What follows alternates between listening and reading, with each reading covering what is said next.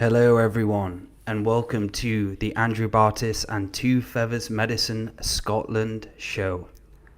So Andrew will be joining us in 30 minutes, so I'd like to welcome the host this evening. We welcome the great Laura Massey. Hello Laura. Hi Dale, hi Matty, and hi everyone here. It's really good to be here and I'm loving this subject tonight. And great to have you on, sister. And we welcome the incredible alchemist. We have the Matty Waller. Hello, Matty. Hey Dale, hey Laura. Really happy to be here today, and I'm really looking forward to see Andrew getting into some of his galactic history frequency. It's been a while since I've heard him do that live, and it was always my favourite. And incredible, man. And if you're here as well, if you want to say hello in the chat, we now have a system where we can see what you're saying in YouTube and Facebook as well. So it gives us more of a connection through the show as well. So let's begin. Laura, where should we start? Oh, shall we talk? Because we can't do the Akashic like Andrew can. So let's save the questions, like Matty said, for when Andrew comes on. And maybe we can talk a little bit about our experiences in Scotland, because you've been down and Matty would like to hear. So do you want to kick off with why is Scotland so special? Why is it so close to your heart like it is to mine?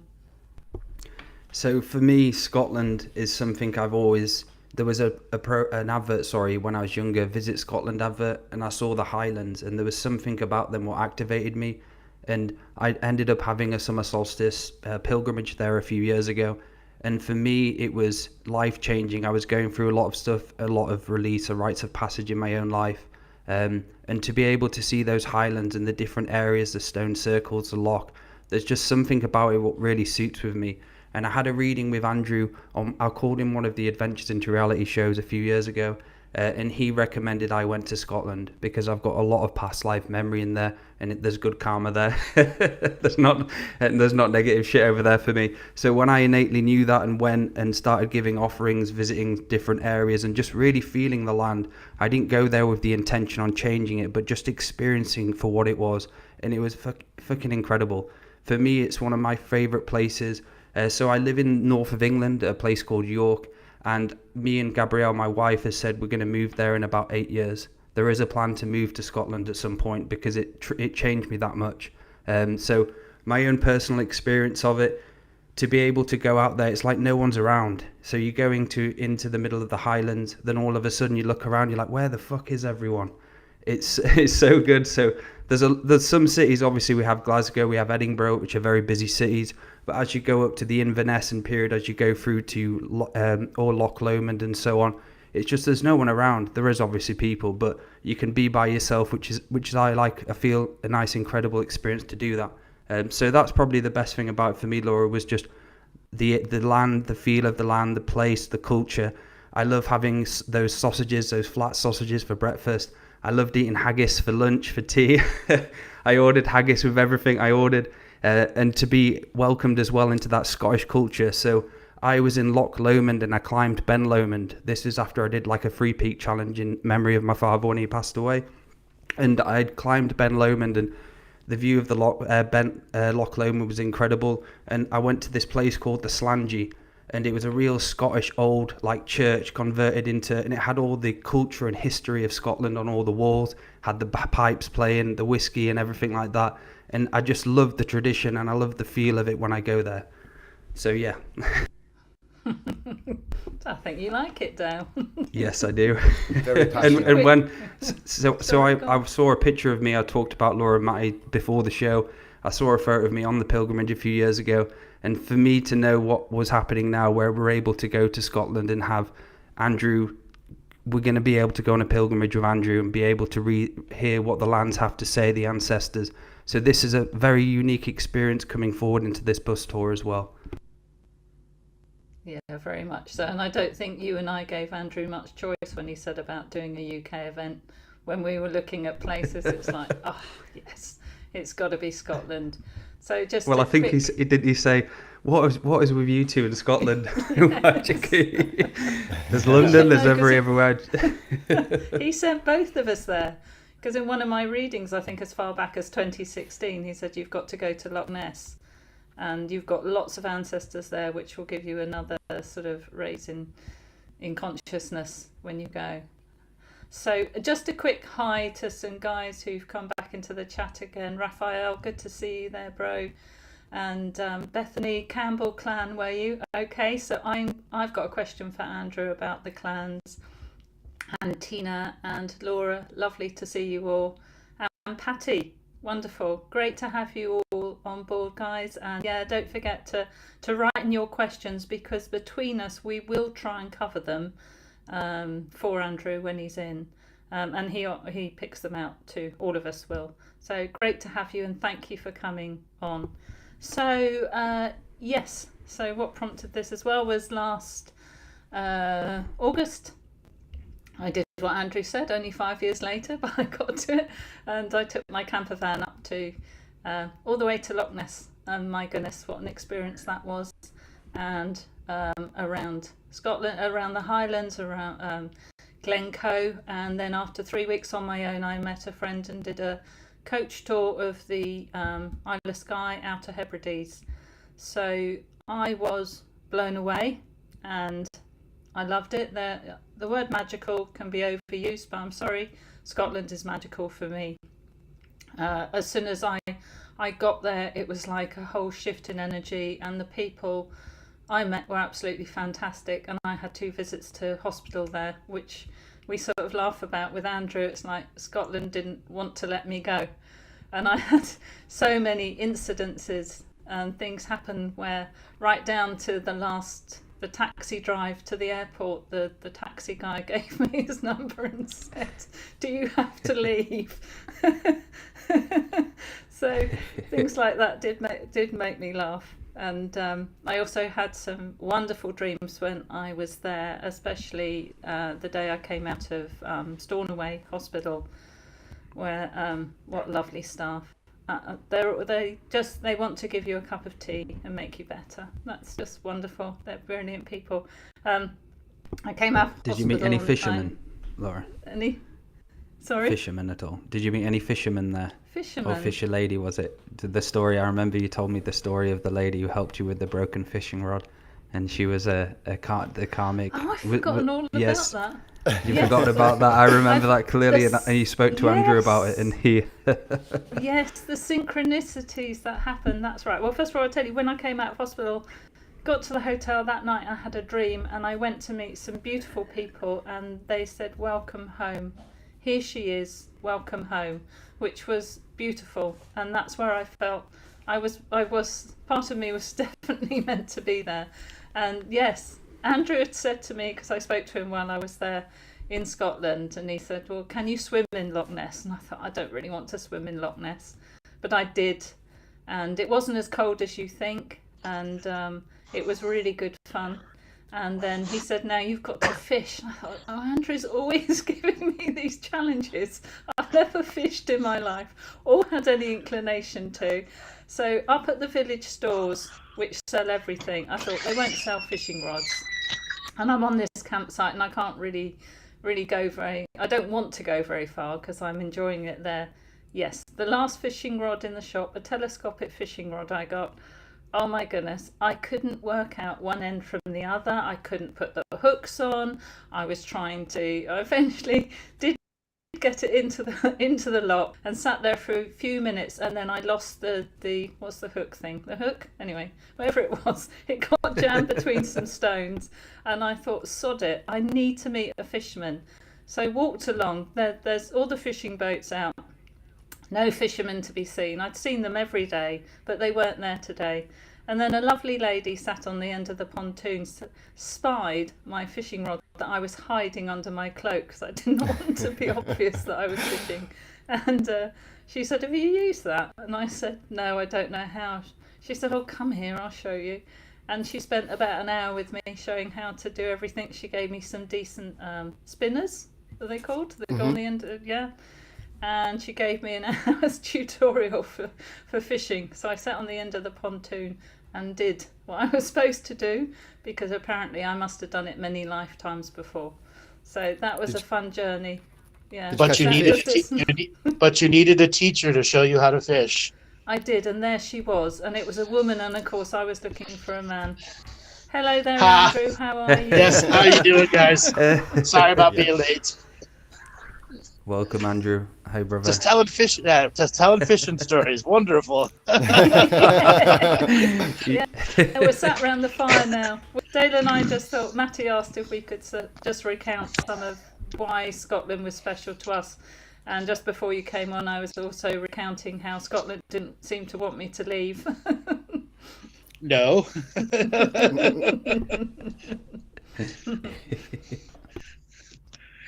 Well, ladies and gentlemen, boys and girls, children of all ages, let's get ready to rumble. Yeah. Yeah. And we're on Rumble. Yeah. Let's get I ready know. to rumble. Rumble on And Rumble. we're on Rumble.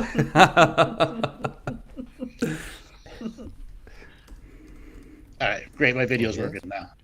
There he is. Yes. Hello, everyone. Hi. All right, so Laura has shared her fishing story. Dale, do you have a fishing story? I don't. I think the nearest to a fishing story in Scotland was when I went to Loch Lomond. Every morning I swam in the loch. I got up at like 6 a.m. and went for a swim in the morning and the evening. And this So you wasn't were a summertime. fish. Yeah, You so were I just a was a fish. fish. Yeah. So there was, for me, so it was autumn time. It wasn't summer. So it was fucking cold. It was ridiculously cold. But it was incredible. That was when I went up Ben Lomond, which is a mountain just on the side of Loch Lomond. And yeah, it was a phenomenal trip. Wonderful. Maddie, you got any fishing stories? Well, I haven't been to Scotland yet, but my dad was a fisherman and continues to fish to this day. So it was very much a part of my childhood. Although I didn't have the attention span to just sit there silently and look at the water. So I ended up quite a lot of the time just playing with the maggots. And I just sit there with the bowls of maggots and play with them and bring them out and put them back in. And yeah, so I didn't really get to much fishing. Well, now that you're old age, you can end fish. I'm gonna have to maybe some quiet time. I think my dad does it. My dad does it really just for the the peace. I think. The peace, the getting away. Yeah, exactly. Yes. We know Andrew's a fisherman. Yeah, I love fishing. Sometimes I go out to fish with no hook on the line, just a weight in the water. Okay. And you don't fish just in this world, do you, Andrew? No, I he fish in fishes all the the worlds. dream world. We've caught him. Yep. All right, so let's get into our Akashic record reading. Akashic record reading of Scotland. Yes, let's. Where does thy want to start? Let me see that. Well- I don't see the chat room. Nope, that's the You private can see chat. the Hold on. Yeah, there's a few. I can see it. there I are can a see it few- now. I got it now. Yep. You got it. Okay. Yeah.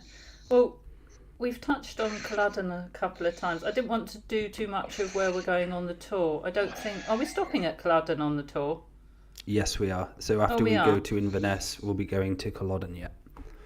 Okay. So maybe we don't want to talk about that one now, or maybe there's so much there that we can just touch on it. Because we have mentioned before that there's a womb chakra over Loch Ness area, and Culloden is north. Well, it moves. It moves. It first thing first. Room chakras are not fixated to one place. They can move hundreds of miles north, south, east, and west. Okay. Based off of the passing of the season, the movement of the stars, the amount of energy that's charged in the environment through solar flares versus the geomagnetic actions going on underground. And the energy of the people on the surface also absolutely influences the womb chakra itself. Okay, so when Culloden was, would that have been partly to disrupt the energies of the womb chakra and to keep war on it? But then you could say that about any war, anywhere that there's a womb chakra. No, womb chakras are generally on the equator, just above or below the equator. Right. They're not necessarily at the poles, the North and the South Pole either. They're there where life force amasses. So wherever salmon go and amass, bears, fish, cats, dog, all that stuff amass around them. Wherever there's mass birthing, there's generally a womb chakra there. Okay. And that's how you can understand, is it a mass birthing place? Okay, and we Not also just the fish, but all the other things that go with it cyclically. yes, because we talked about this on another show as well, that is partly to do with the frequency held in the water from the crystalline held in the granite on the land. As And well I as the think surface and subsurface beings who shamanically work with those energies. I asked you this question in a private reading a few years ago, Andrew, about the womb chakra in Scotland, and I remember you saying that you follow the Inverness line down to Ireland, and it's either side it moves 100 miles, either side of that line. Yep. And it can go east and west, north and south, depending on the pole of consciousness. Okay. Now, when the water levels were much lower, those parts of Britain and Scotland were considered the highlands. They were tops of mountains. Like if you were to go to Machu Picchu, and the lake there, it would be like that. Except the lower ends, where let's say Dodgerville would be, when the waters were 300 feet lower, you had a tremendous amount of life force who would pilgrimage to the high areas. Okay?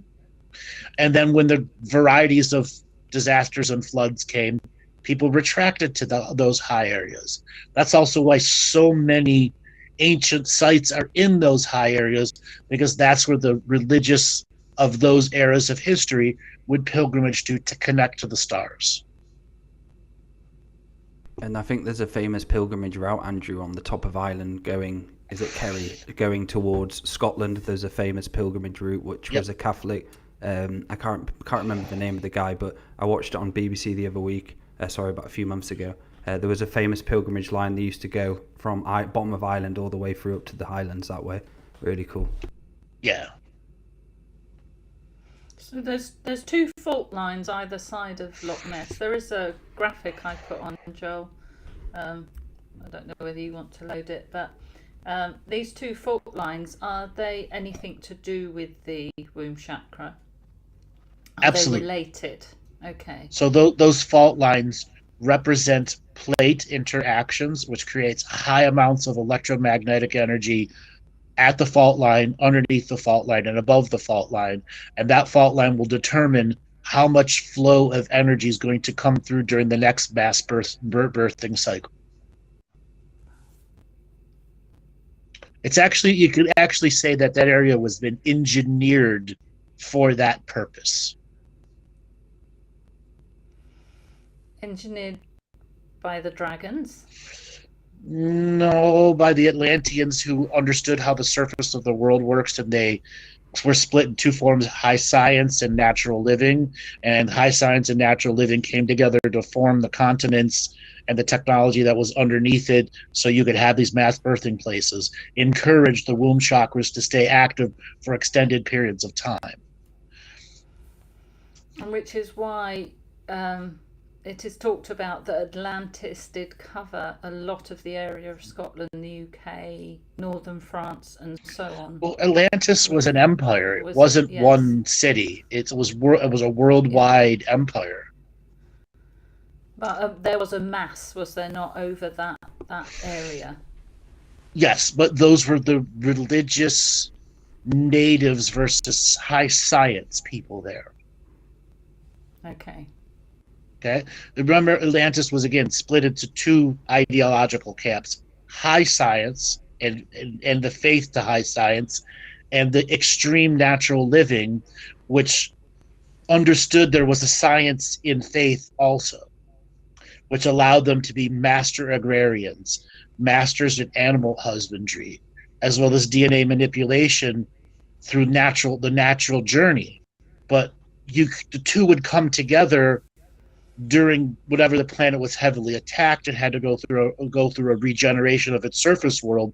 They would be able to work together, and they could regenerate destroyed continents in months, not decades. Yeah, so Atlantis was more a culture. Yes, a culture that wasn't limited to this planet. It was in fact on hundreds and hundreds of other planets. Okay, and did the Druids pick up a lot of Atlantean culture in their methods? Because when you're talking about how they operated, So the Druids would have been a long distance offshoot, just like the Egyptians were the holders of the culture when Atlantis fell. So yes, they would have picked up more of the natural living side and not the high science side. So for Lemuria, because that was more of a well-balanced, I'd say, society, wasn't it? With the technology not kind of overlaying the actual spirituality. Well, Lemuria was an intergalactic level culture that attracted thousands, if not hundreds of thousands of cultures to come and share their philosophy, wisdom, science, and technology here, which is a mass education place. And that's what made it a massive target by many of the other aggressive species who wanted that number one slot. So did Scotland exist at that sorry, point? Matty. That's okay. Did Scotland exist at that point? Yes, but the ocean levels were much lower. So imagine, Britain and France all really one mass territory with rivers and massive rivers and lakes between them and not giant oceans. Mm. which is why I think we said before, Matty, on another show about there must be as much to be found under the ocean now as there is above. As below, so yes, as below, so above, and as below, so below. You know what I'm talking about. And it was at Orkney Island as well. That was actually the top of the mountain where that standing stone was, isn't it? Yes. Yeah. Now, standing stones at the top of the mountain were something very specific. It was a leap-off point where those that would pilgrimage to that place would amplify their spirit to go to other realms, places, and spaces for long-distance journey and traveling.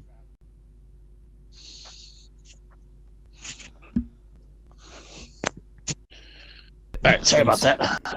It's all right. And so for the up where the spine of Scotland is, Andrew, is there a sacral chakra there, or it was? So let's replace the word. Let's replace the word sacral, yeah. And it's all the chakras in one. Wow. Where's that? Remember, the planet doesn't need one set of chakras. It has hundreds of sets of chakras designed for each individual culture. And we must remember, this world is set up to have 8,400 individual unique frequencies of surface time. And each one of those can have its own set of multiple chakra systems for those that are living in that unique frequency of time.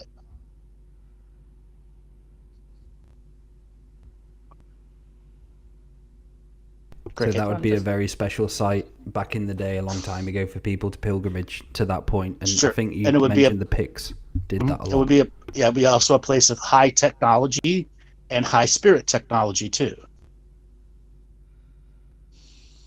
And has that to do with the crystalline content of the granite?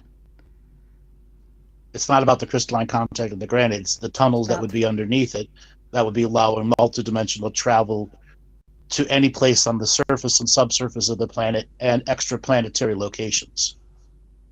And would that be what places like Fingal's Cave would be for? No, Fingal's Cave is a very different, unique purpose. It's where the subterranean world allows oracles to exist, so the surface and the subsurface people can learn how to get along with each other, how to grow with each other, how to share individual conscious concepts such as spirit versus technology. It was a medium place in which surface beings could raise their frequency and enter the subsurface world for a shortened period of time so they could experience a higher density world in the subsurface versus the surface, which is a unique 3D world, even though it could have all the other worlds layered onto it at once. And it's a matter of perception and our ability to be multidimensional perceptive that allows us to surface travel many places simultaneously. So that wouldn't just apply to Fingal's Cave then? It could apply to any cave? No, not just any old cave. No, not any cave. Okay. Fingal's Cave is a specific place, like Delphi was the place of oracles. Oh, okay. All right. And are there other caves in Scotland that have the same technology Yes. and operate for the same purpose? And are they just particular to Scotland as well? No. So oracle caves exist all over the world. Oracle style caves existed all over the world. They're not common. They're definitely rare places because it's the makeup of the place that will determine what its bigger use is.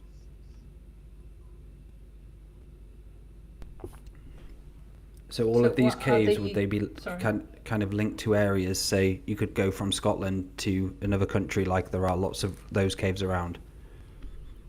I'd say, sorry, cave's the wrong word, tunnel. Is there lots of tunnels under Scotland which can get you to a different area pretty quick? Yes. There are tunnels in Scotland, Ireland, and Lower England that directly connect you to the entire Egyptian Mesopotamia area, as well as parts of USSR, which is far Russia next to Japan, Siam, which is lower Thailand, southern China, and tunnels that will directly take you to New Zealand and the Melbourne area, and South Africa. Actually, it's technically tunnels that could take you everywhere if you look at the Hill of Tara, which has tunnels that go literally to all the major all cardinal points on the planet, surface and subsurface. So a question about these tunnels then. So were these tunnels dug intentionally, or were they from the Earth's creation? Yes, they were built they were built absolutely intentionally, because remember, this is the most fortified planet in several dozen galaxies. And in fact, at one point, it was the most fortified planet in existence. Wow. And why was it fortified? Because it was under attack all the time. But that was the Lemurians that created, and it was the Atlanteans that took it to extreme levels of fortification, physical, non-physical, seen, unseen, etheric, everything. And they needed these tunnels because of the mass levels of fortification, which allowed them to travel as a hub of connectivity internally. And that's why even these tunnel systems are so heavily protected, because if you do get access to them, you get access to the whole world, inner and outer. So what's it like now for this coming in and out? Is it because I remember you said there was like a stop point where they weren't letting anyone in and out at one point, and that got removed. What's it like for beings coming in and out? There's only a limited amount of tunnels that have been opened back up. We'll say maybe 10% of the tunnels are in use now.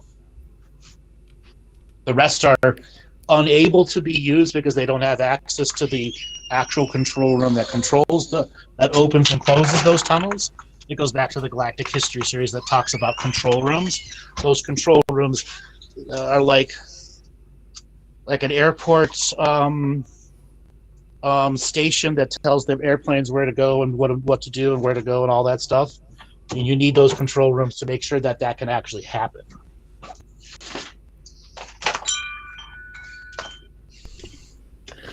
Sorry about the moving around. I needed to go outside and I need to plug my phone in while I'm doing this.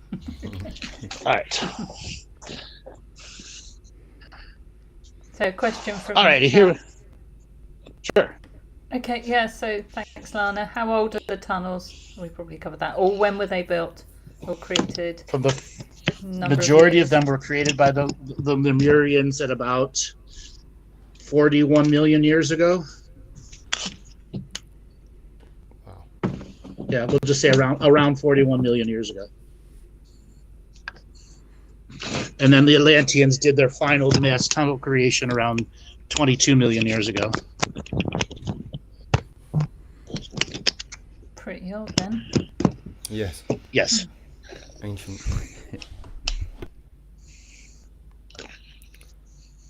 Okay.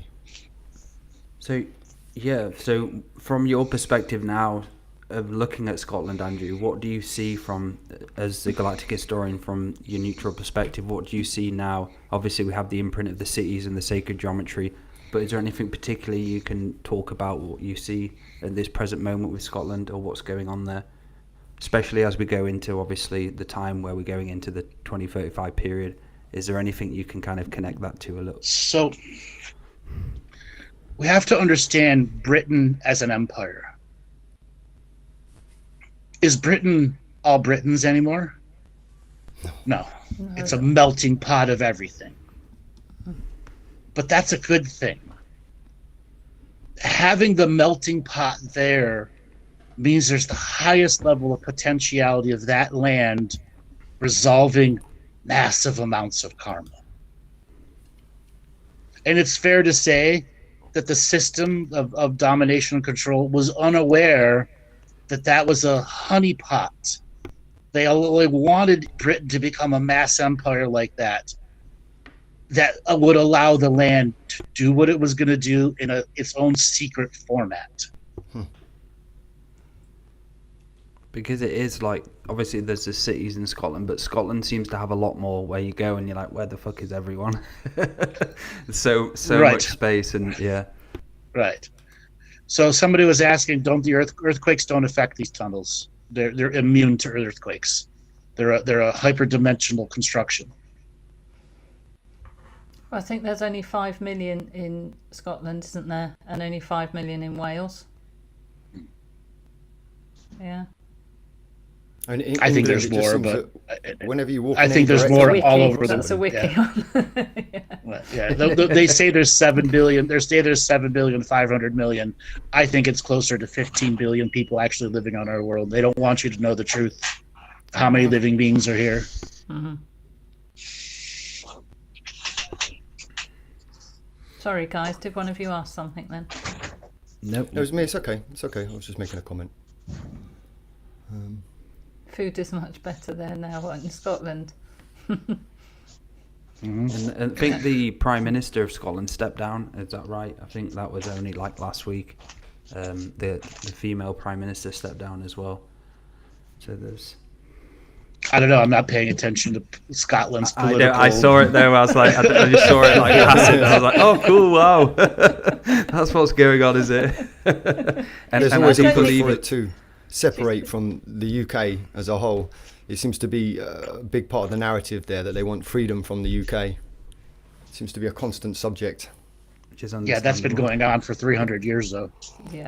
Yes. And they've been Yeah, battling non-stop. about it Okay. and spilling blood on Yeah. the land. Right back to what Edward the First Right. and before that. Yeah. There's a lot of things trying to get people to move to Scotland from England as well. They actually have, you don't have to pay for university out there. When you become a citizen in Scotland for 2 years, you don't have to pay university fees or anything. That's because their Education's free. population is aging so fast. Yeah. And they don't have enough young adults to take over the industry or the local service jobs. Well, Would I you never know- thought of it like that. If Wiki's right, then one of Scotland's greatest exports are female nurses and male teachers, Yes, which is interesting.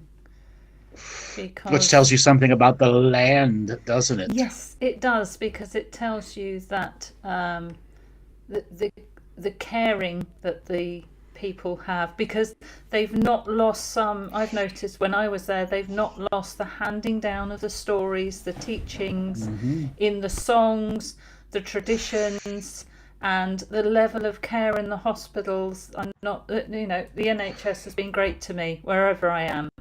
But there, the ladies, there's an extra something in the way they care for you. Like I was saying before you came on, Andrew, that everything is answered with, "Would you like a cup of sweet tea, hen?" And they call you hen. I can't do the Scottish accent. I won't try. Go on, give it a go, please. Go on. No, I know both you can do it. I know you can do it, so you can do it. But yes, and the teaching will be is that they still retain that energy within themselves. The working closer to the land. And Well, you I can think feel as it there. well, It's not been knocked out of them quite so much. because there's that essence of clanland, isn't there? You go there and you're still connected to the people of the Highland Hills, the traditions and the cultures and the people who lived in clans, and it was all about family. But when you come to England, you don't really see any of that around. It's all organisations and everything. So it's beautiful when you go there. You got that, you're right, Laura. There's that lovely feeling, isn't there, of that family and your history. It's great. And people still have the clan names as well, don't they? Lots Yeah. of people still have those. Yes. Interesting about the clans, Andrew. So they would be just a modern take on the older clans. the ancient tribes. So let's take the word tribe out of it and go and call them inheritors of the Atlantean wisdom, who were the super spirit was their technology, versus high science. Spirit was their technology. Agrarian worlds, animal husbandry, growing trees, forests, because the bigger concept was you could grow a forest and then you could teleport that forest off world to a blank Akashic record world, and you needed extreme specialists who could grow entire ecologies and then transport them physically and etherically and graft them onto a new world and then replace what they were moving away with fresh seedlings. So are they taking anything off-world from Scotland particularly? Oh, they've done it for centuries, for very extended periods of time. But And they still that are? is the culture. The culture inherited that wisdom. And the clans break down, this clan did fish, this clan did trees, this clan did nuts and berries, this clan did cows and horses, so on and so forth, until they all kind of melted into natural living. And it's not about the individual growth of forests or the individual greater ecologies. It was maintaining the ecology without destroying it. Because when they would graft stuff onto new worlds, they would bring spirits with them who volunteered to go to this new place. So the clans would be on other worlds too? Yes, and there are many existed, like when we get to have our multidimensional awareness and aware, there are tens of thousands of clans who exist on other worlds who have taken the inheritance of this wisdom and advanced it in their own ways. Yes. Wow. So Bethany would like to know, what did the Campbell clan do? Other than what Wikipedia said, I think, Bethany. So their big thing was animal husbandry. Getting the right frequency of male and female animal to not just create offspring, but that would be used for food sources, but that would be the best benefit for the land. Example, cows are a very powerful multidimensional balancing being for land if you're not slaughtering them, okay? They're extremely powerful tools, but when you're slaughtering them, there's a whole different energy that they can create if it's done correctly. But animal husbandry is about getting the right group of souls 7 generations into the future to be aligned each birthing process, so that there was an ancestral balance, because cows are a powerful ancestral balancer, as well as other four-legged animals, including sheep and et cetera, et cetera. Wow. So they want to give us, so the history, what we see now, they want to give us the impression that the clans were all about battle and war, and that's kind of imprinted onto us. But what you're saying is the true essence of the clans is much different. It's natural living. You take the Yes. battle and the war away, they were all about natural living, yes. They're all Lankan. With And the great kilts journey and through hairy it. balls. Yeah. Cold balls, sorry. Wrong words. So there's to flip the frequency on that, there is a stereotype within England where a lot of Scottish become alcoholics on the streets, and it is actually something that you do see quite a lot. Is there some sort of energy there, because they're quite renowned for it? Sure. Same thing in Native American cultures here. Right. They called it And the firewater. Aboriginals in Native Australia Americans as well. called it exactly. Why? Because it's spirits that they are highly attuned to that make them go multidimensionally crazy at times. Okay? They used to drink frequently, but 1.1% alcohol by volume.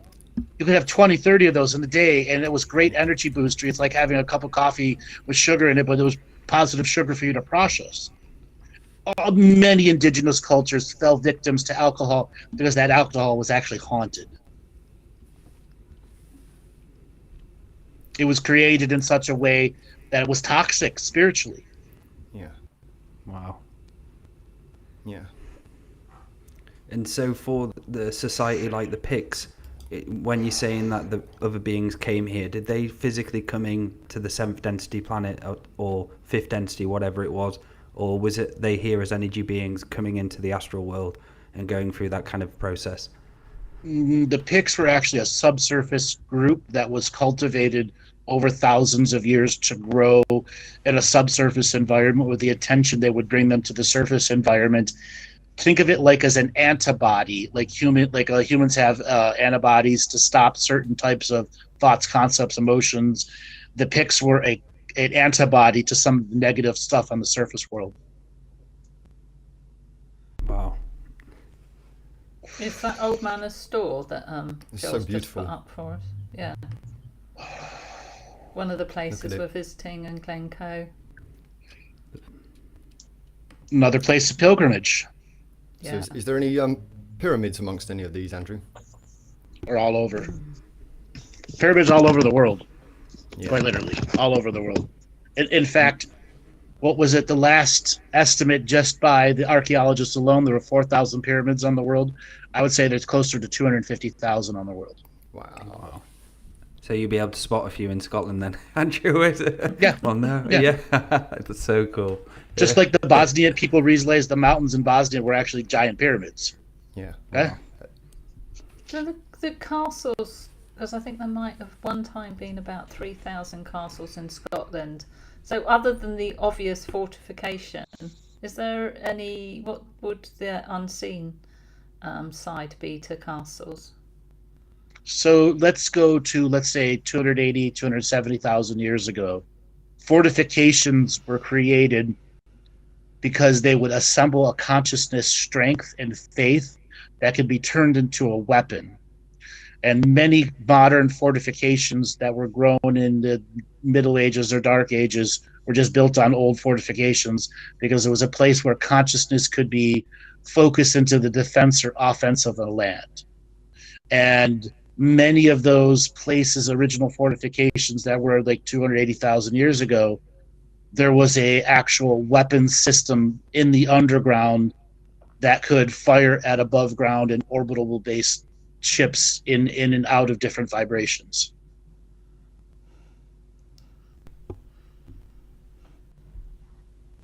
Wow.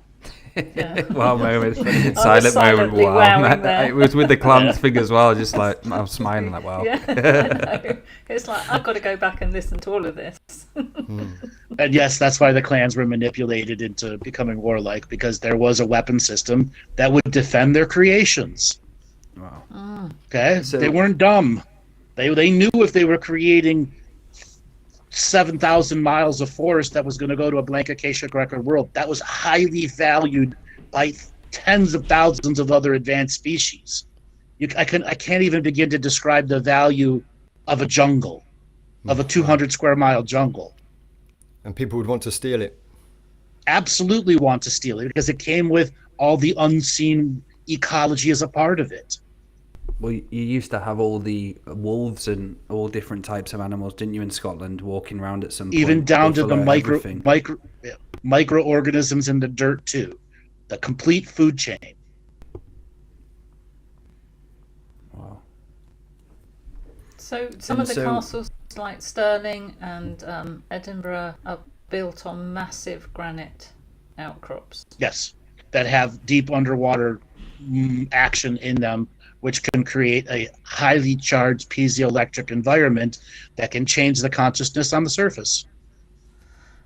Would that apply to Balmoral? Because she told me to go away and find out for myself. So what I did is went and got a map of the land mass around Balmoral, and over that side in Aberdeenshire, there's the islands. Yes, like Outer Hebrides and all that are the granite, basically, the Lewison granite. But there's only some outcrops in Aberdeenshire where Balmoral is. And Balmoral seems to be on one of those granite outcrops. So that would be for the same reason as the castles, right? Exactly. Good. So I've been following a group on Facebook called the Pict Society, where they do like webinars and stuff about the Picts and what they find in the Highlands and stuff. And what they found last year was a Roman belt in one of the famous Pict sites. So a question for you, Andrew: when the Roman Empire came into Scotland, was one of their reasons for coming in, obviously to expand the domination, but to take out the Picts, was that one of their kind of missions in a way? Or was it another society which took out the Picts? A whole nother society that took them out. Okay, yeah. So... Picky Picts. The Picts were an antibody, meaning the baby raping lizard wizards did not want that antibody. The Romans didn't want it. None of the aggressive territorial command groups wanted them, because they shared something that was so powerful and unique that made them high faith warriors, and high faith warriors are the most destructive thing to have versus empires that have no faith. So I'm going to ask a question on behalf of Dale now, because Dale loves the Picts. Was Dale a Pict? Is Dale a Pict? No, I'm not. He was picked. He was picked to be a Pict. He was picked. He must be, because There's something about... He's definitely got some picky energy in him. he definitely has. 'Cause I know he waited a while to ask the Pict question, and then there they are. So I'm going to tell you the story of what... So when I first heard about the Picts, I've heard about them in other things, but I watched, if you go on to Andrew's page, on the YouTube page, and you look back at the Picts, and he talks about how they were taken off this world and so on. And for some reason, it really connected to me. I don't know whether it was the Picts or it was just Scotland itself, but I watched that quite a few times, and yeah, I love the Pict lessons. You have to understand why the Picts were taken off. They became such a powerful antibody that the system realized, I can commoditize them, and they did. Okay? So there are plenty of other worlds that needed this energy too. Okay? And guess what? The good still won out by having the Picts spread to the stars and beyond. They started here and made a huge impact here, and they still have lots of DNA all over the world here. They absolutely made an influence here. So much that the system realized we can't allow that to happen again. Therefore, there are things that we must settle in our journey, or the Earth will create these antibody systems again. So they were naturally spawned from the Earth itself. Well, they were, again, created in an internal subterranean world and uniquely trained as souls and spirits to be able to handle what was coming. Wow. And a lot of them still above the Highlands in ships, I'd say, waiting for our graduation to come back. Not really, not like that. I mean, they're out there. They're out there. Just like there's Native Americans and South Americans and dreamwalkers from the different many indigenous realms who are waiting for us to come into our power. They're out there, but they're not in ships floating above the space. No, they're in the outer realms. Wait, and just ready to jump down. Hi guys. 2035 the first day. Hi motherfuckers. Exactly. So somebody in the chat asked about the rings of Brogar, but I don't know whether you want to save that, because that's another one. That's somewhere we're going on the tour. Rings of Brogar. Let's just simply say that's a fascinating story where high science had to come in and help the Earth, the lower science spirit people, because of a sickness, a psychic sickness that was spreading amongst people, kind of like a blight that would affect trees, but it was affecting the living of the beings of this world. And it was something that was a weaponized energy from another world that was brought here, that was killing the connection to land, and high science had to solve it. And the rings were a way to spread that energy en masse amongst the world. Wow. This is stuff, guys, that, as you know, you never read or hear anywhere else but from Andrew. Oh. That's what I do. Yep. You ain't gonna hear it. You're gonna hear it on on you know what I mean. CNN. Yeah, you're not gonna hear it on CNN. No. So we lied, guys. This is the full coverage of what really happened. We have Andrew on the show. Hello, Andrew. Well, Don Lemon, you're an asshole. That's the first thing I say. You are fake news. Goodbye. I plugged my website before I go. What about Ben Nevis then? Is there any particular technology in and around Ben Nevis? Because that's the largest mountain in the UK? I know that doesn't really matter, but the Ben Nevis itself. No, nothing whatsoever. It's completely normal. Brilliant. Yeah. I'm kidding. He's winding you up. I was just like, yeah. When have you ever It's a heard mountain. Andrew That's all you say need to that? know. Cheers. And Cheers. it's completely normal.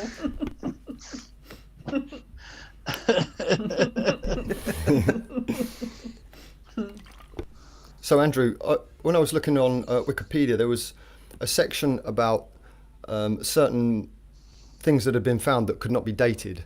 So can I read a couple of those to you? Sure. And you can tell me what's going on. So we do have a map of this somewhere, Joel. So this one is an island called Hirta, Hirta, in the St Kilda area of Scotland. And it said that horned structures were found in the Glen Moor, including the Amazon House.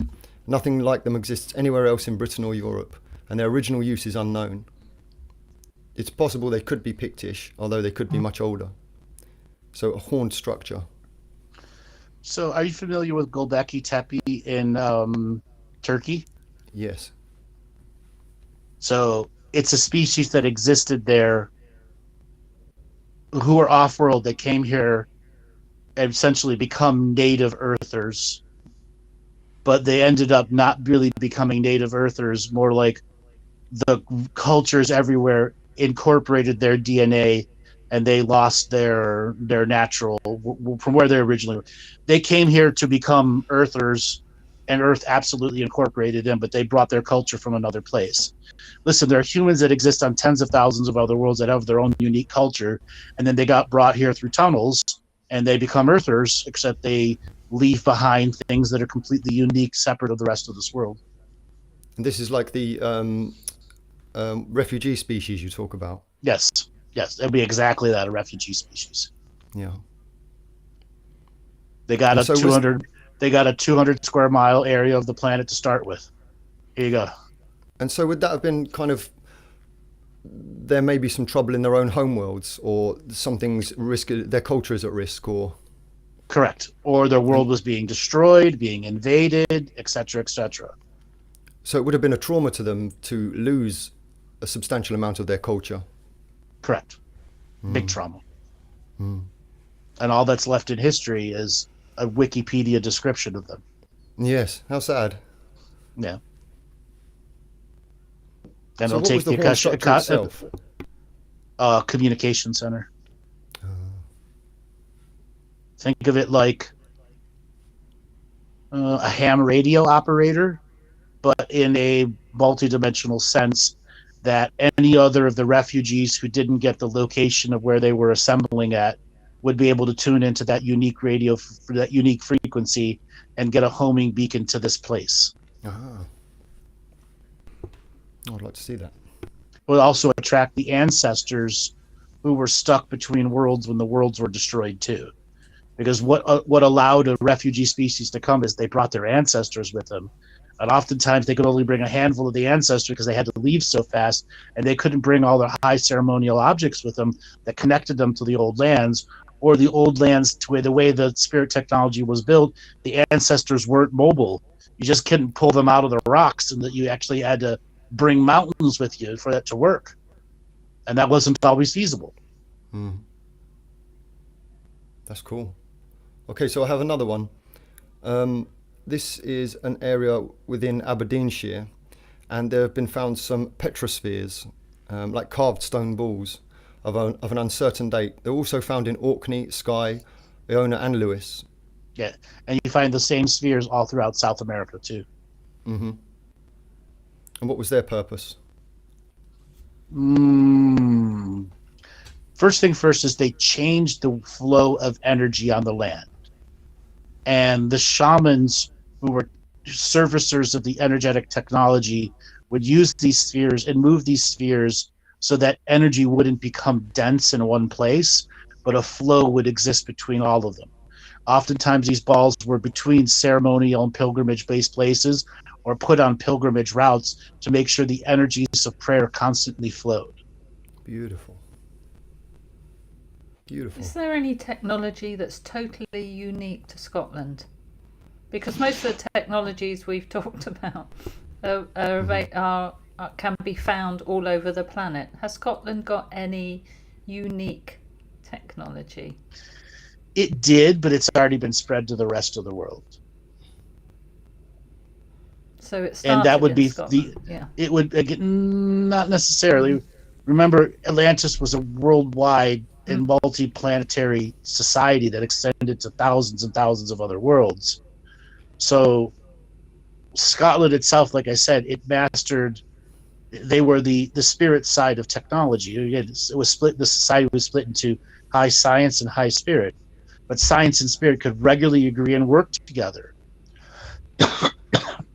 Okay, it was because you chose a way of living, and if you chose to live on the natural land, you still had moving water and stuff like that, and hot and cold running water, but you lived on your land versus living in a high-rise building that was designed to master energy the same way as if you were living on the land. It was a choice of lifestyle.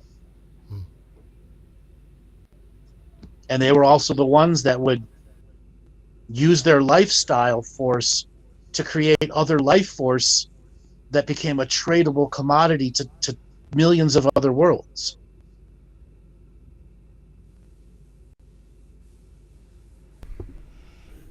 And this is something I think we forget when we talk about Atlantis and Lemuria, is that they were star-faring societies. Yes, they had absolutely. They had free roaming capabilities. And militaristic capabilities too, highly military, because their commodities were regularly pirated, stolen, etc., which made them at times the aggressors to the rest of the world out there, because they had the highest amount of technology, and somebody always wanted to knock them off the king of the mountain. And there was many times they preemptively striked at societies who were about to strike at them. And what happens when something starts preemptive striking all the time? They become the negative empire. Yeah. But something like whiskey that is affected by where it's grown, like, you know, how it's smoked, how it's produced, and so on, is affected. So this is alcohol that's affected by the land, which would make it unique technology to that place, because that can't be repeated anywhere else, because somewhere else the land is different and the energies in the land are different, and the people that are making the product are different people with different energies. So something like a whiskey is unique. A particular whiskey is unique to a particular place, isn't it? Like in Scotland. Yes, because of the water that's in it, the energy that comes from the different things that go to make the mash, the hops if it's beer, the corn if it's, you know, whatever it's going to be that's going to create the sugars that start the yeast to moving. How do they collect the yeast? In the ancient times, they put out, you know, fruits that they would allow to go through a maturation process, which would attract bees, and the bees are covered in yeast. And there would be just enough growth colonies on the surface of these fruits they'd lay out. I had a specific term for it. I forgot what it was called. Anyways, but that's how it naturally harvest yeast, and then they would have yeast in massive colonies that would stay alive for centuries at a time. So a question from the chat. Where is it there? From Tina. Are today's distilleries aware of their spirits? No. The spirits and the spirits. There are some. There are some, but the vast majority of them aren't. But if you get down to the art of a brewer, most of them, they know it's alive, just like a plant or a dog or a cat. It's got a living frequency to it. They know that. But how are they going to tell the world of science and the world of authority that it's alive, and they believe that? They're not going to say that. They're going to be ridiculed. Yeah. I once bought a bottle of whiskey in a supermarket in the UK that was Scottish single malt, and it had lots of the wonderful imagery actually on the glass. And as you opened it up, it was orange, and it actually had a prayer to the ancestors behind on the box and the bottle. I thought it was beautiful. That's natural order. Whiskey is a technology. It can be extremely medicinal and healing. It's not meant to be drunk at extremely high alcohol volumes. That's ultimately what made, they called it firewater. Imagine a whiskey that's brewed at like 18%, but still has all the flavor and taste of a higher alcohol by volume one.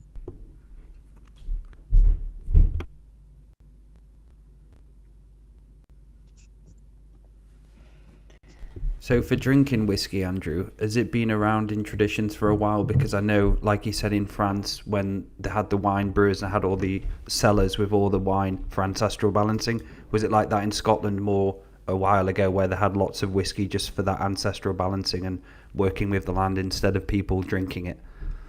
So whiskey is a more of a modern magic than it is an ancient magic. Even though they were able to brew hard alcohols back then, they didn't, because there wasn't a culture for it. Okay? And the majority of distilleries versus beer brewing, which is a completely different journey of making the alcohol, is radically different. And it was a way to, if you're doing high distillery, it was a way to store energy. Okay. So let's say you had a particularly powerful harvest and a lot of excess.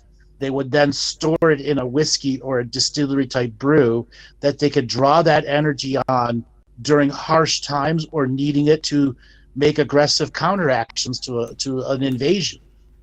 It was a way to store energy. Okay. And immediately access it, as well as balance the ancestral energies too.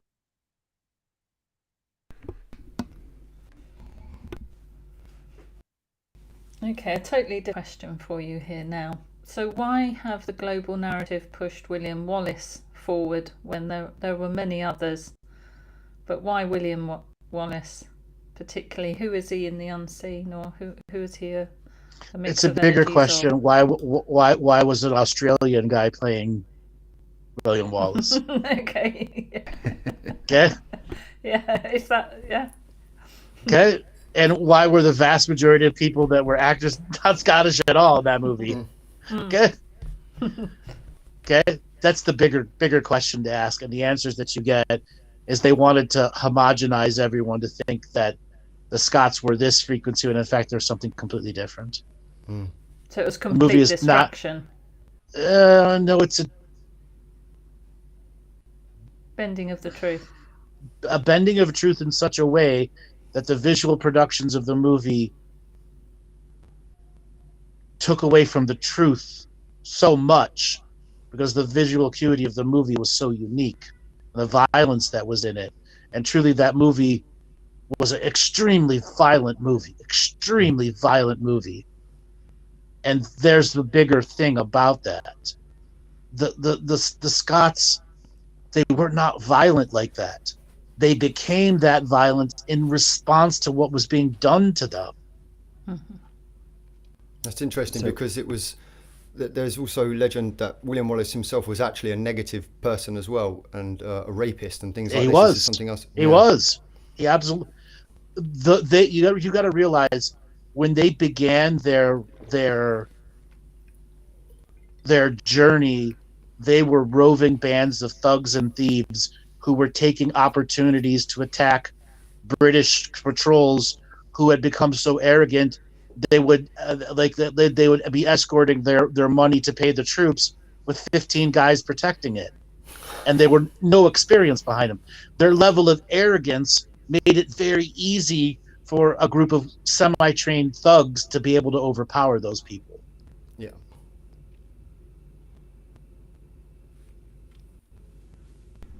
So what about the Jacobites? People are asking, can we still use whiskey ceremony? Absolutely.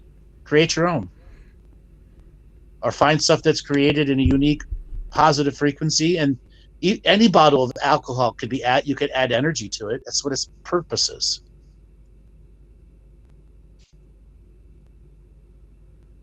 So what about the Jacobites? Just a bit of general about why they were formed, and what history says to really what the Akashic record says about them. All right, so the Jacobites through history were formed when the lords and ladies of a land who had historical title to it, Britain is the king and queen, stopped recognizing their title. And if you went back into the ancient days, title was always recognized all throughout, even into France, into Germany, title was always recognized. They stopped recognizing title. And the Jacobites became an organization of people whose title was no longer recognized, and they wanted to force recognition of their title back. Wow. Title meant you were connected to the ancestors, and if they took your title away, that was magic, dark magic being done. Which is kind of the position that we're in mainland England itself, because it seems like the other cultures around us, Ireland, Wales, Scotland, still seem to retain some of their ancientness, some of their tradition, whereas in England it doesn't really seem to be the case.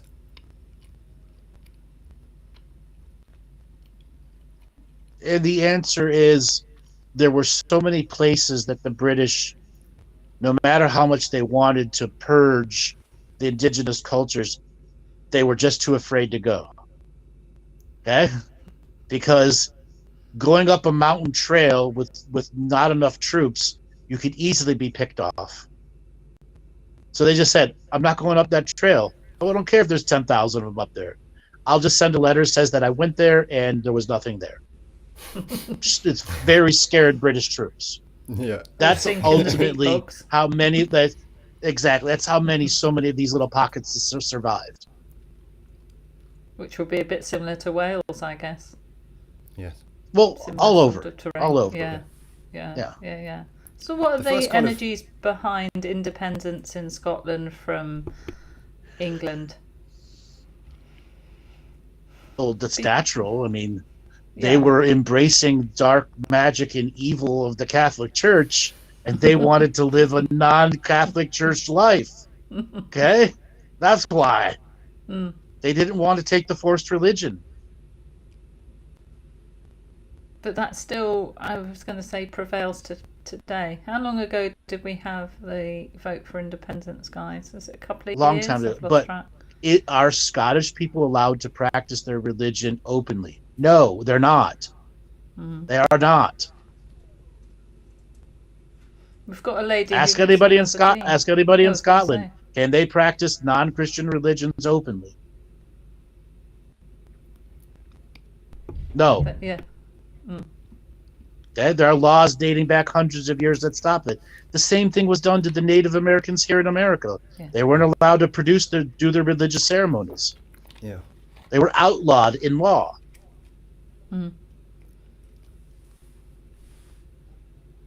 Which probably goes back to Henry VIII, if not before, doesn't it? Yes. Which is, I remember you saying something, Andrew, about that. This is why there's a ceremonial expression where people kind of sit or don't move too much, because it would have been all dance and movement, but that was obviously outlawed. So it would have been the nature of ceremony had to change. What Had to about the change, energy- yes. The energies of the bagpipes. What do they sound like in the unseen? What sort Like of bagpipes. Okay. What So do bagpipes they are sound not- like? They sound like bagpipes. Like bagpipes. They are not. What's a They're better not concept from is Scotland. no. What a better Who concept created is them? who thought a bag of air with some sticks sticking out of it would become a unique musical instrument. That is technology. Bagpipes are unique technology. Yeah, but they Are are they Sound from from any the other Middle creating worlds, East. or- technology. I was going Are to they say from they other worlds? came from the Middle Bagpipes East, from didn't the they? stars. Or are you saying so they came from the Middle East to Scotland, but before then, did you say that Atlantean technology? Okay.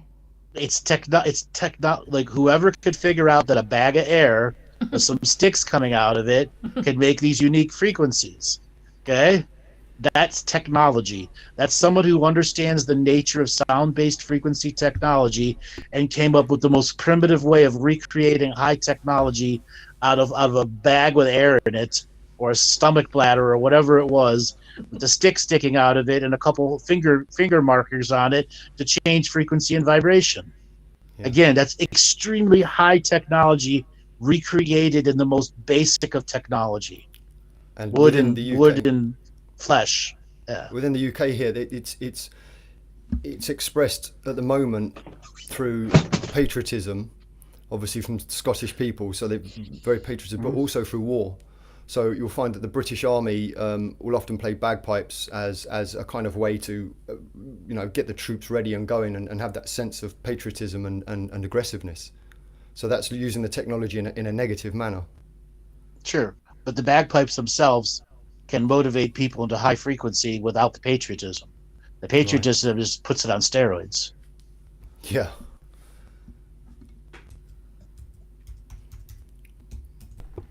Okay.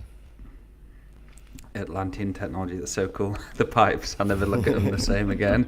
Bag of air, bag of air. But ultimately it's to raise consciousness, yeah? All for healing. And to alter, as well as to alter the land. So bagpipes, if you were to look at them as a non-military based technology, they are a land improvement technology.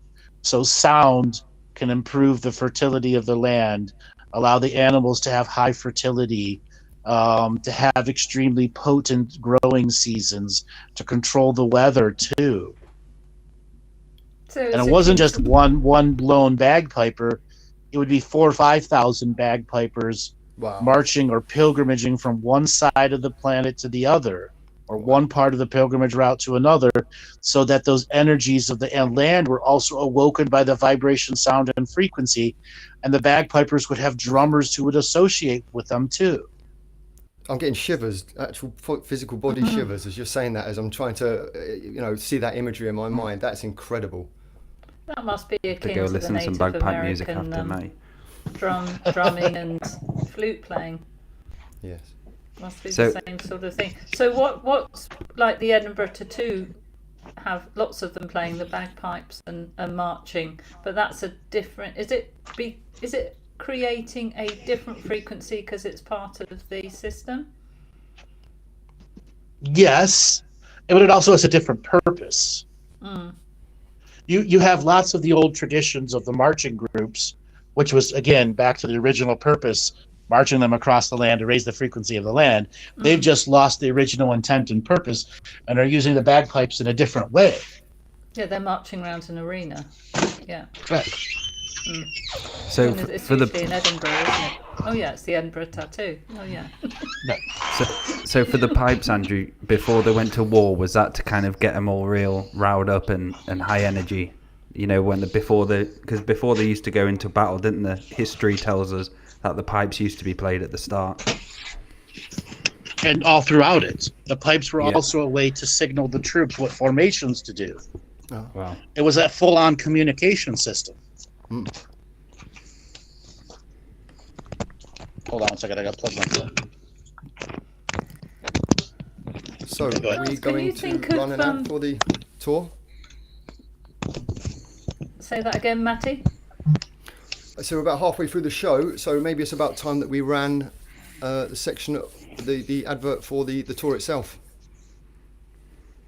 Yes. Yeah. That is our goal. Yeah. Take us away, Joel. That was our goal. To get on that cycle of not to do it right at the end of the show.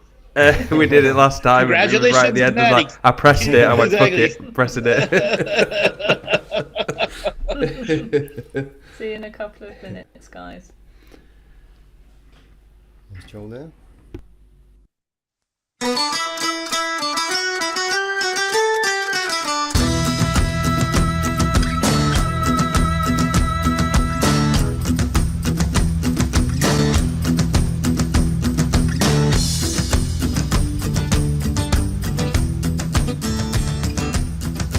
Welcome everyone to the Scottish Highlands Galactic Historian What's Your Purpose Tour. You're asking, what's my purpose? Your purpose is to go on this tour and discover the mystical, magical highlands and lowlands of Scotland. We'll be going from Edinburgh to Kirkwall, Inverness, all over the Scottish lands, as you can see on our incredible map. So I want to bring in Dale to talk about what is going to be included with this trip. So what's included on this What's My Purpose tour, we'll get a chance to meet Andrew Bartzis, and we'll be able to ask him what our own purposes are, and we'll be able to ponder and try and figure this out in 10 days. And each and every day, we will be driving and I will be talking about the histories of the places that we are passing and going to. And a part of these attractions are what we are including in this tour to make it the most memorable tour I've ever been on. Dale, what are the attractions and everything that's included? A Scottish driver and also a guide. You'll have your own very luxurious Mercedes-Benz coach as well. It'll include all transport and ferries, 9 nights accommodation, and 9 breakfasts, and also dinner included as well. So for the attractions you'll get free entry to Dunrobin Castle and Gardens. You'll also be tasting the fine whiskey at the Highland Whiskey Distillery tasting, where you'll be able to see the spirits being made and created. And we'll be also getting entry to Scarabray, the Garrigan Blackhouses Village, Callanish Standing Stones, which are so famous throughout the world. And we'll be also going entry to the Armdale Castle and Gardens, where we get the chance just to relax and walk around and just enjoy the scenery and the outside and the history. Also, we'll be going on a half-boat day trip to Stafford, and we'll be also going to entry to Iron Abbey. This is your opportunity to take the pilgrimage with all of us through the Scottish Highlands, the 10-day bus tour around the Scottish Highlands. On the first day of the journey, of this 10-day journey,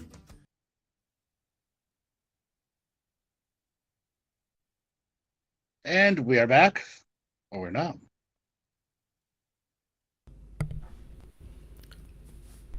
Hello there. Are you alright? You like? Hello. You alright, Paul? Hello there, everyone. Are you alright, Paul? You alright? Dale's got a pick question for you, Andrew. There was actually a really funny video. I sent it to the have group. a picked answer for you. I sent it to the group of that Scottish guy who saw a killer whale in the loch, and he's there like, "What the fuck are you doing here?" In his Scottish accent, like, "Go on, fuck off." Get to fuck. Sometimes you can barely understand it. So, Patty, I think you were asking a question, and Andrew's going to deal with that, talk about that on Friday, in the Friday show. Tomorrow's show, Yes. in fact. It's tomorrow, yes. All about the UFOs, etc., what's been happening will be tomorrow. But thanks anyway. And do you want to talk about Findhorn, Andrew? Sure. What about it? Andrew, will you talk about Findhorn, You have to ask questions. That is the question. You know how I work, right? Don't come with the salad, Laura. Got to get some quinoa for the salad as well. Siva, would you like to formulate that into a question? What you particularly like to know about Findhorn? Because I just got the impression it was a bit over love and lighted, but I could be totally wrong. Oh, it's totally over love and lighted. That's why I actually have to ask a question. That's how I work, remember? Yeah. Someone's back from dancing the jig. Yeah, I suppose all the Scottish dancing and that is just like any other of the land Traditional people. dance culture. Yeah. Yeah. Mm-hmm. Yeah. To create certain energies. Mm-hmm. But just like the rain dance. So this isn't a question, it's more of just a statement, but excuse me. I remember when I was young, the first exposure we had to Scotland as a mystical experience was the Highlander movies with was it Conor McLeod, and it was just such an amazing set of films that was, the soundtrack and everything with it. So was there any deeper meaning towards that film, or was it just really just made up? Yes, there is a lot more deeper meaning. The first movie is the only movie that should have been made. All those other ones were absolute total fucking garbage. Yeah, nothing. The first one was very much revealing the path to immortality and how certain beings in certain clans could gain immortality. And immortality was a very common thing. It's just not talked about frequently, where they could live 400, 500, 600 years. Now, as for the cutting off of the head, that's the ceremonial stealing of power. This is like ancestral cursing, but on steroids. Yeah. I love that film. Yeah.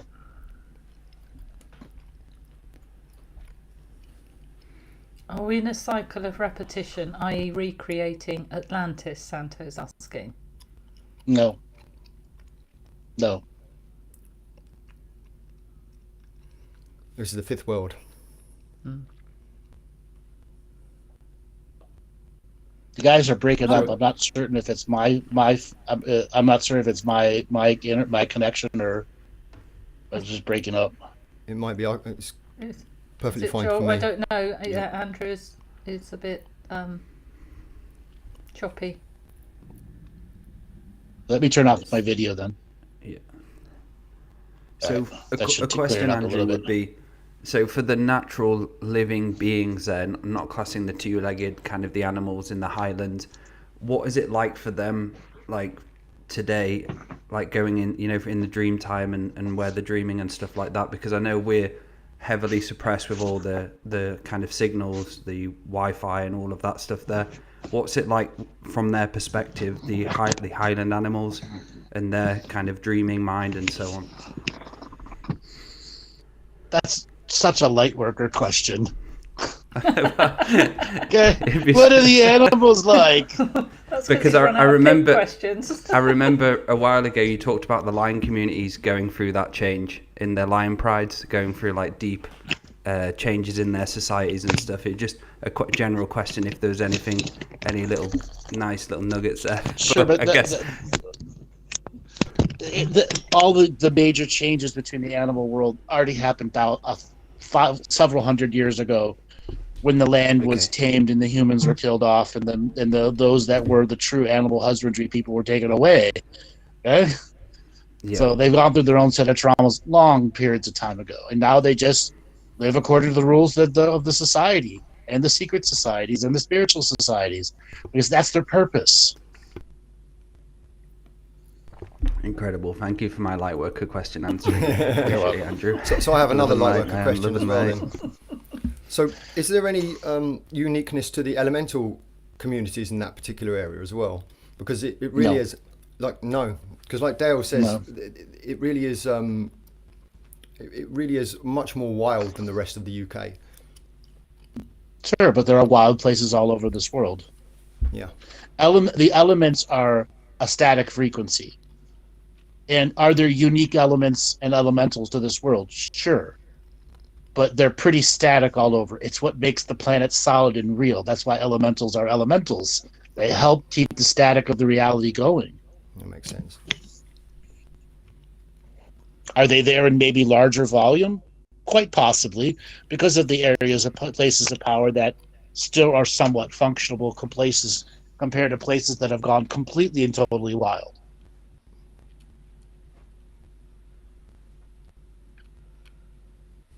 Andrew, what is it that draws you to Scotland, other than the fact we asked you to go there? What is it? The light, I think it was, Andrew, wasn't it? It was all. You saw the light. I saw the light. He saw the light. I saw the light. What does it for you about Scotland? What does it for me? Yeah. What are you looking forward to on this tour? The people. Mm-hmm. And the unique equation the people in the actual bus are. Yes. That for me is an incredible mystery waiting to be solved. Yes. Would it be like? And you guys know I like solving mysteries. You know, like I like solving mysteries. And those who are coming on, get ready with your questions. No light worker questions like I got shot down then. Have a few months to think about those and ponder those questions. And there's plenty of techniques to prepare for pilgrimages as well in some of the previous material. So that's something that everyone's going to need to think about. The preparation for a pilgrimage is something you got to take sacred in your own heart. And by doing that, it'll make a difference on the journey you're actually on. Yes, because all the energies that you input beforehand are carried with you on that. And it's like almost like sending out the precogs, isn't it? It's part of the preparation, which gives you greater experiences. Yes. Is there anything particular you're looking, other than the people, Andrew? Any places that we're going that you're particularly interested in? Oh, that's a weird question to ask a galactic historian, isn't it? Because you can just see it anyway. But is there anything that turns you on with Scotland, Andrew? It doesn't exactly work. I don't see everything. Everything. No. And I don't want to see everything. If I saw everything, there'd be no point going anywhere or doing anything. Okay? Yeah. It's the mystery and of the travel and the journey itself. That's for me is the excitement. Is there something truly unique about Scotland? Sure, I've got my own shit to resolve there. Okay? But it's not all negative. Some is very positive. Do I need to tell everyone? No. No. Oh, okay, it's for me. Yeah. The fact that I'm going with you guys and those that all that end up on the tour, that's the uniqueness of spirit going, here you go, Andrew. Here's a unique alignment of people. Now what? What can you do to expand and explore and go to the next levels with it?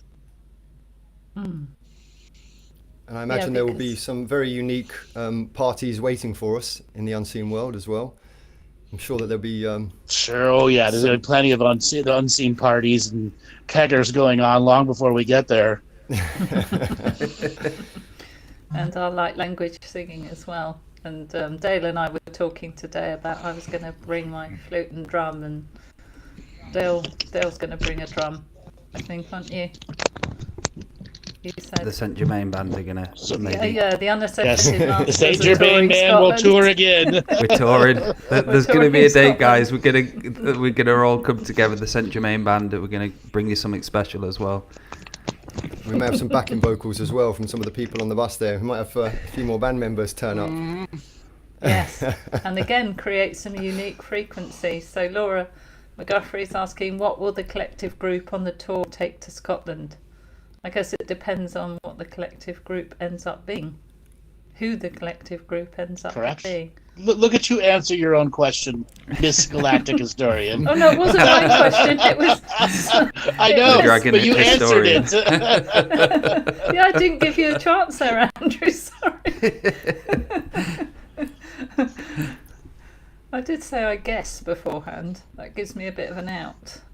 Well, it'll be a unique experience. And everyone will bring their own signature frequency, their own ancestors, their own resolution. And that's it, guys. It's looking back at, like, if you've listened and watched Andrew's material for a long time, like I have, Laura has, Matty has, you just see all the countless episodes, the galactic history, and when he goes into like the stream reads and the readings and stuff like that, it's very special.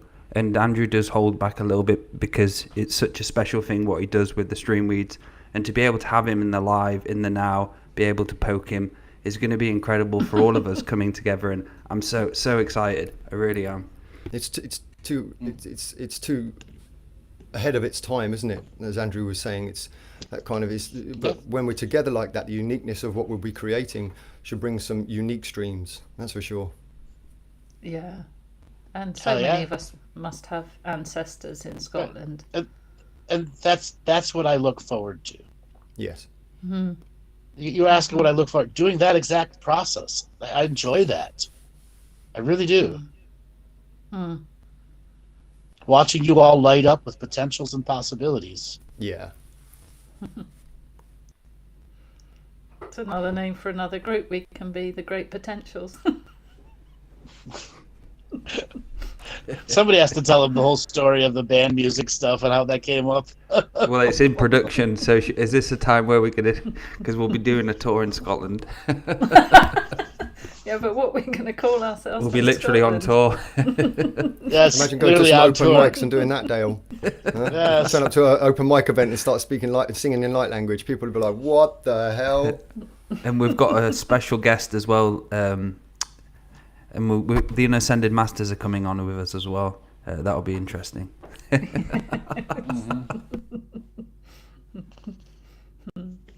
Yeah. Okay, so Andrew, you've talked quite a bit about the connections between the UK and Egypt, and there's been some mummies found in a place called Cladhallen on South Uist. So would it be the same kind of societies that were in Ireland, or were they slightly different? So the Irish are Egyptian, and the Egyptian are Irish. Right. And so that technology, that the mummies and all those kinds of rituals and ceremonies were practiced all over the place. No, there are tunnels that directly connect Ireland to Egypt and Egypt to Ireland. And when the tunnels were shut down during the takeover of the unique secret societies that were going to dominate the world for the next 10,000 years post Atlantis fall, there was a group that took over after the main governments fell, which was a bunch of negatives who were reowning the territory. You had to travel by boat to get to Ireland instead of using the tunnels. And then that's where the Great Sea Trade took over post-disaster situations, where Ireland, because the parts of Ireland that were not affected by the Great Floods were the high places that they went to do their burial grounds to. And so that would have been, as you were talking about, the kind of Machu Picchu scenario. So it would have been a highlands, a place where you'd have had to go up and create those ceremonies and rituals. Yes, at Lake Titicaca, yes. Yes, sorry, beg your pardon. Yeah. Well, Machu Picchu, Titicaca, they're the same thing. They're all right next to each other. Yeah. And also, didn't they move on from Ireland to Scotland? So I was reading somewhere about the Jewish elite who also came from Egypt, moved on to Scotland, and it was them that formed the basis of the clan names. That's fair to say, but there are also the Cree Indians in Canada actually speak a form of Jewish dialect. So the Cree Indians, they have many language similarities to the Jewish energies. And when you go and test their blood, there's a Jewish frequency in their blood too. And why would a unique Cree Indian have Jewish blood? It's because the tunnels connected them to those places and spaces. Before the bastardization of the Bible took over history, that place was a spiritual center for many hundreds of different religions to come together and share on that place and space that still had deep underground technology that was still operated by positive ancient technology, changing the environments of those places and spaces. So it's a saltar, a Jewish cross as well. I suppose it could be any cross, couldn't it? Okay.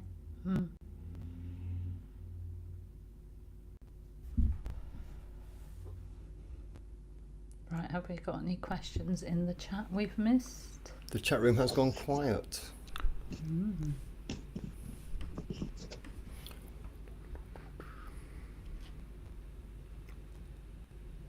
Oh, so how about the kilt, Andrew? How ancient is that tradition, or is it a more modern tradition? Okay, you broke up there. Say the question again. Oh, sorry, I was speaking about the kilt. Is that a modern tradition, or is that something that goes back much further? It's very unique to kilt or Scotland. the Celts? The kilt, yeah, the skirt. The kilt, okay. It's not something that's necessarily unique to Scotland. I mean, clothing like that was very, very common. It's the Scottish made it a traditional garb for spiritual growth. It no longer represents what it did in the ancient times at all. when you got your kilt, it also came with a sash that had your accomplishments in it. And kilts were not just for men; they were also for women. But a kilt was a recognition of the level of intelligence and education that you have mastered in natural living. Much like the Native Americans with the feathers and so forth. To an extent, yes, you could associate it to that, but it was really a spiritual, a ceremonial garb that you would don during pilgrimages that told others your spiritual victories that you've had. That's cool. Because now it represents more just the clans that you were with, or the clans that you're related to. So there's a much deeper meaning to it originally. Much deeper meaning to it, yeah. And just going back to music a minute, just asking the guys here because they live in the UK. So can you think of any bands that are specifically English? Like in Scotland, you have famous Runrig, Elbenac, Caledonia, you know, that carry on this folkish style or the more natural style of singing and so on. Can you think of any in England, or have we lost some of that as well, along with some of the natural way of living and the storytelling and so on? So just British and not Irish? Well, I was going to say English because I was breaking the UK kingdom down. Well, you two are Irish. You two? Yeah, but yeah. I would say Irish, you know, has still hung on to some of that ancientness, whereas we were comparing it earlier, weren't we, and saying Scotland and Wales have a lot of these old things the old oral teachings and so on that they've hung on to, but in England, it's less. Okay, so there are many smaller folk bands that are from Welsh, Irish, Scottish foundings that have survived folk music, because folk music is spread all over the world wherever, you know, pilgrims have gone to pilgrimage to, or have just gone to start a new life somewhere else. They brought their folk traditions with them.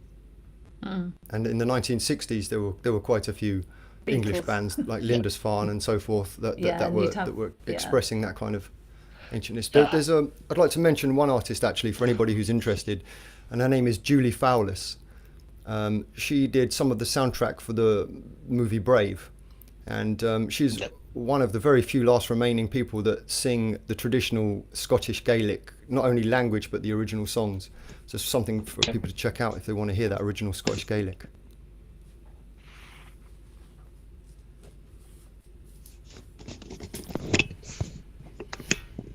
Quite a lot of successful bands to come out of Scotland by the looks of it. I'm looking at it now.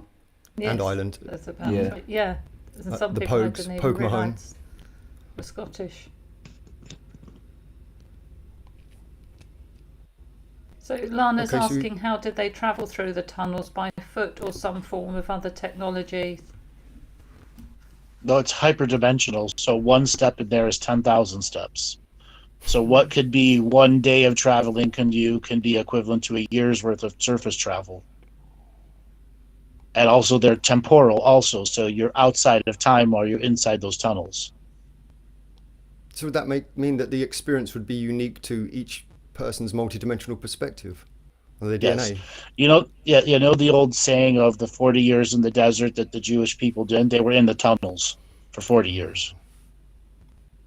But they were being held in those tunnels so that they wouldn't be raped and pillaged by the off-world beings who were trying to make sure that that lineage made it out intact and whole.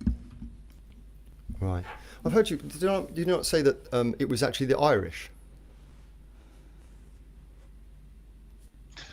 that were that were Jewish? The wandering tribe of Israel. No, the wandering tribes of Israel came to Ireland through the tunnels.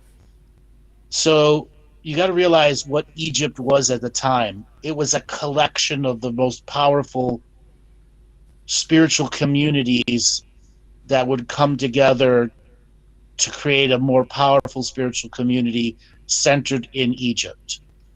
So it was a multi-level theocracy that allowed many different faiths to perform faith, because faith in the end all comes to the same source, no matter what your language is.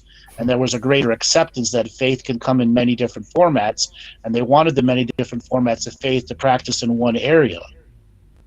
And when the tribe of Israel left, it had already broken down. There was no more Atlantis. There was no more high Egyptian pharaohs, etc. And when they left, they were just a group of people who all practiced one common type of faith energy that left. Right.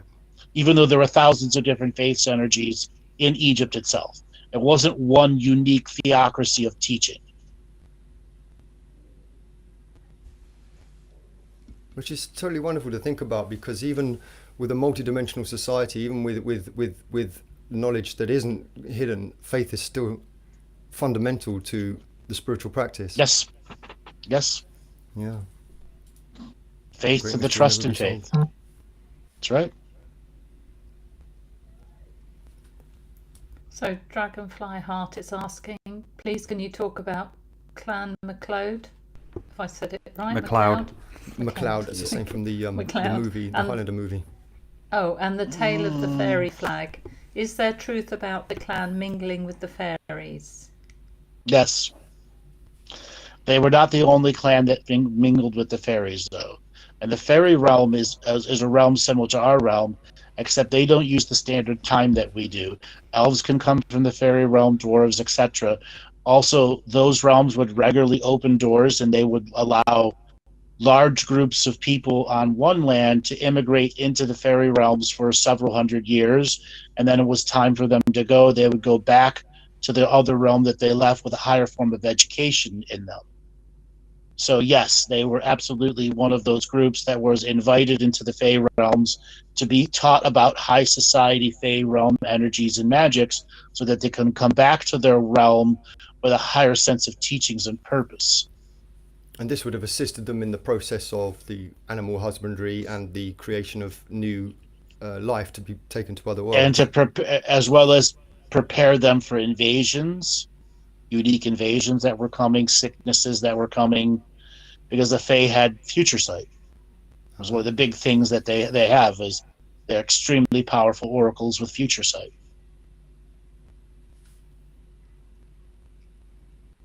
So we're very much helping out. Yes. Not all there's bad Fae too. Well, not all of them are good. Okay? Yeah. There's some really bad Fae too. There's a light court and a dark court.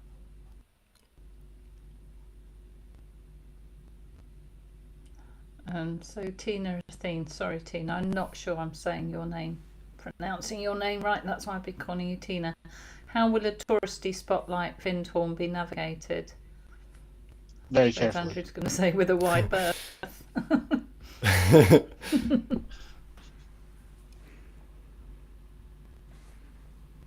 Did you hear that, Andrew?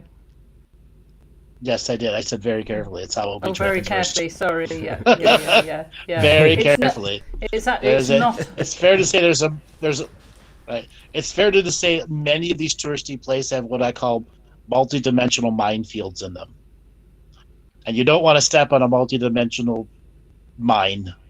It's not that it's going to blow your foot off. It's going to give you an experience that's overwhelming. Oh, so it's not like a Scottish Glastonbury then, a mix of energies. No, that can happen. That happens in many touristy places. Mm-hmm. Because the higher echelons of the Freemasonry holds the name Scottish within it, doesn't it? 33rd degree Scottish Freemasons. Yes. Mm.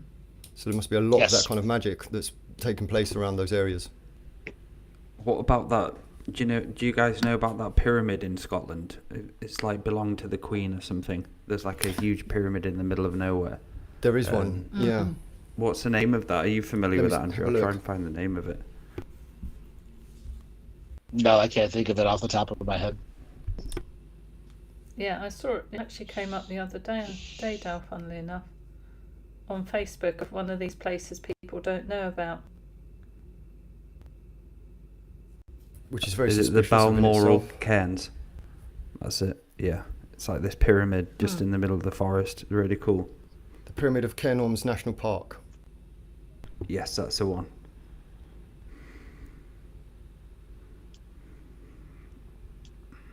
So what was that for, Andrew? Is there any specific reason, or was that really fertility? Fertility. And So the practicing of sexual-based weather alterations and high crop yield, where the sexual energy of the practitioners were imbued into the weather patterns as well as the breeding habits and patterns of the animals. That's awesome. And this is not pleasure-based sexual, it's sexual magic energy that's part of the natural living organism energy.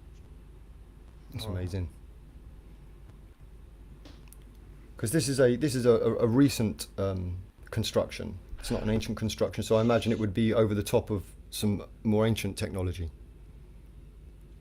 Yes. Yeah. It's very small.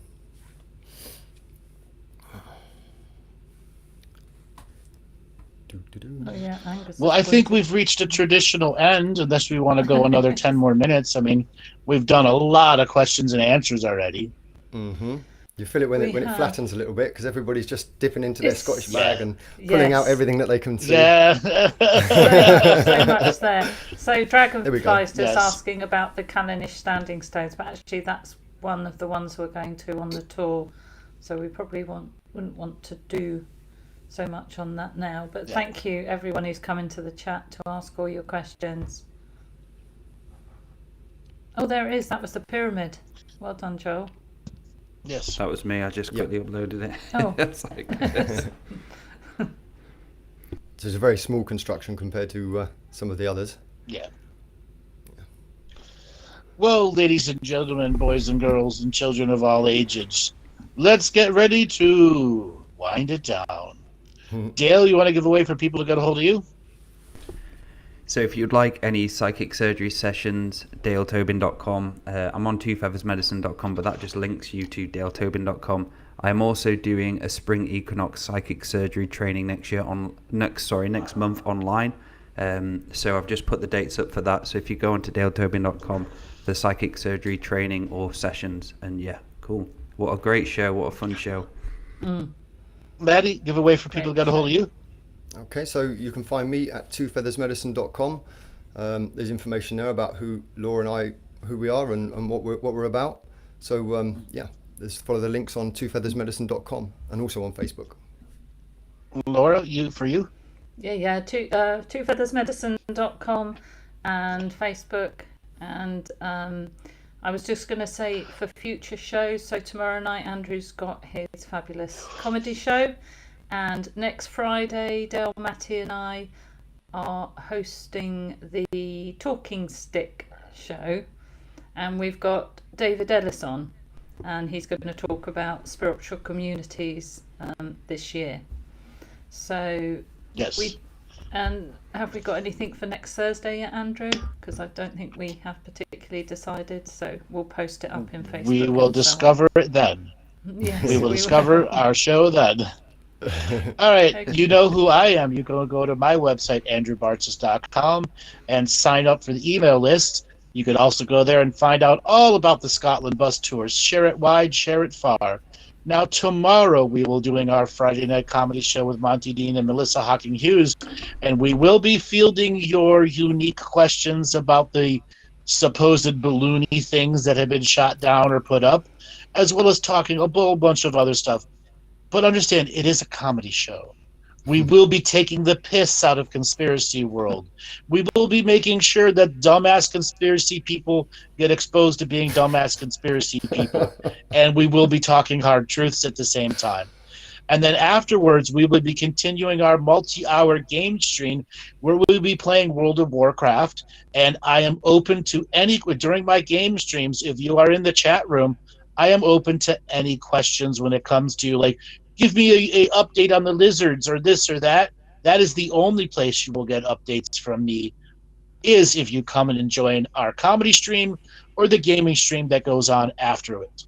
It will be on our YouTube channel, which will then switch over to Rumble, so we can talk about anything we want, because YouTube has a unique set of words, 16,500 words you cannot talk about. With that said, we shall see you all tomorrow, 8 p.m. Eastern Time, for the comedy show. See you later, guys. Yeah. Thanks, Bye. guys. Bye. Thanks. Yep. Bye.